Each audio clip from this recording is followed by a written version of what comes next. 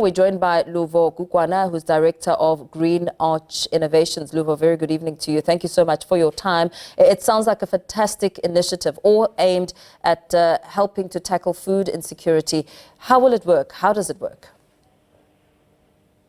Thank you very much for having me, and good evening to the viewers as well. So we at Green Arch Innovations, we focus on developing sustainable aquaponics systems. And our target really is rural communities and schools as well. The aquaponics systems are unique in its context because we use fish and crops in one system. It's a closed-loop system where it produces fish and vegetables at the same time. And it doesn't really require any application of soil. It's quite a unique system in itself, and we really wanted to bring those kind of advanced different systems to communities. And it has quite a number of benefits because it can be placed anywhere in the country and can grow vegetables and fish anywhere in the country. With this unique farming method, I would imagine a great deal of training was needed to prepare the young people who are going to be managing this project. How did that training run, and what considerations needed to be made?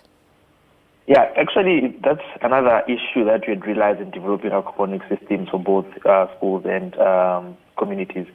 And what we've done at Green Arch Innovations, we actually went to pursue getting accreditation from AgriCETA. So that allows us to train either community members or students on accredited trainings. So what we do when we design aquaponics systems, we actually look at the context, we look at the surrounding, we look at the skill level of the individuals that are going to be overseeing that system.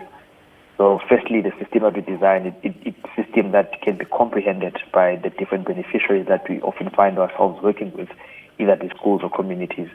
And with our trainings, we actually have a troubleshooting training where we just make sure that the beneficiaries that will use or that will own the system will be able to manage the system, to troubleshoot the system, and as well as to grow both the fish and crops within the system. So our trainings, depending on how complex the system is, they range from 3 weeks up to 3 months.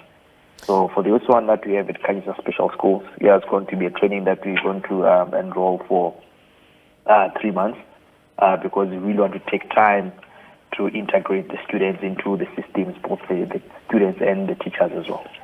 So with this combination of fish farming and growing crops and the training that you speak of, what are you hoping to achieve with this initiative? I mean, it's the brainchild of a young man from the area working together to try and find a way to alleviate poverty and hunger. What are you hoping to see come out of this initiative? Yeah, I think for us, one is we really hope that we can work on more projects with Engine, who really partnered with us to achieve this milestone by launching this system at Kanyisa Special School. And also we open to working with other corporates out there who are really willing to work with us or either to collaborate with us. What I really meant with that question was the end result. What are you hoping to grow? How are you hoping to empower the community and the learners?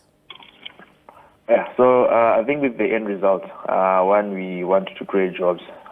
We want to integrate young people into farming systems, especially the modern farming methods.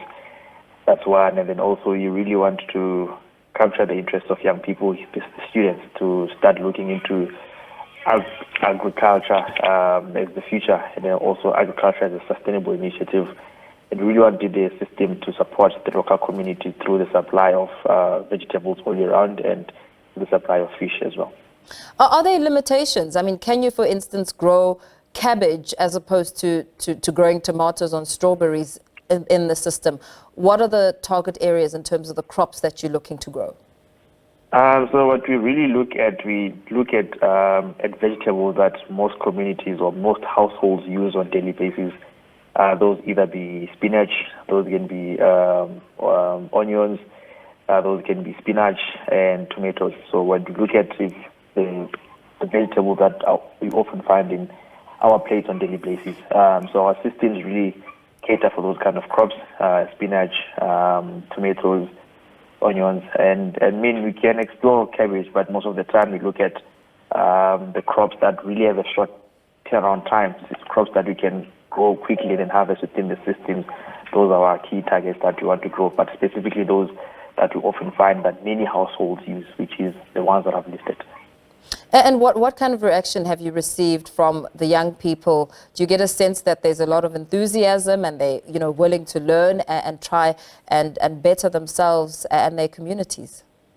Absolutely. I mean, the system that we did at Gala, I think I only brought 3 guys from my team, and then the 11 guys that work with us, they're from the community, and they showed so much interest in really learning what we're building and also wanting to know what would be other opportunities that they might have after we completed the system itself. So there's a lot of interest from the community and a lot of interest with the people that we've worked with, and also the excitement from the kids as well to see tomatoes growing from stone.